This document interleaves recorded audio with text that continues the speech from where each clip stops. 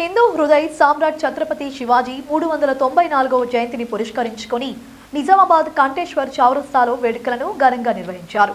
కంటేశ్వర్ యువజన సంఘం ఆధ్వర్యంలో జరిగిన వేడుకల్లో నిజామాబాద్ మాజీ బార్ అసోసియేషన్ అధ్యక్షులు రాజ్ కుమార్ సుబేదర్ ముఖ్య అతిథిగా పాల్గొన్నారు. ఈ సందర్భంగా రాజ్ కుమార్ సుబేదర్ యూత్ను ఉద్దేశించి మాట్లాడుతూ శివాజీ యువతకు స్ఫూర్తి ప్రదాత అని కొనియాడారు.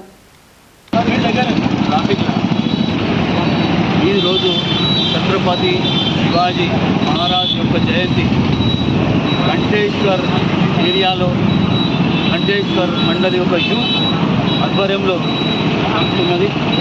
అయితే ప్రప్రథమంగా నేను కంటేశ్వర్ మండలి యొక్క యూత్ సభ్యులందరూ కూడా పేరు పేరున కృతజ్ఞతలు ధన్యవాదాలు తెలియజేస్తున్నా. ఇటువంటి మహాన్ వ్యక్తి మన భారతదేశం యొక్క అఖండత కొరకు, హిందూ దేశం అఖండత కొరకు ప్రతి ఒక్క హిందూ గర్వించి జీవించాలి అనే ఒక నినాదంతో శివాజీ మహారాజ్ యొక్క నినాదంతో ఈరోజు భారతదేశం ముందుకు నడుస్తుంది.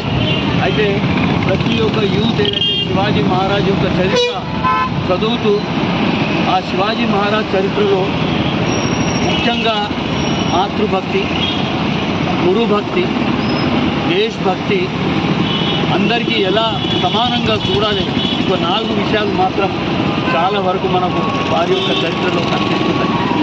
అయితే ఈ విషయాన్ని మనం గమనిద్దాం.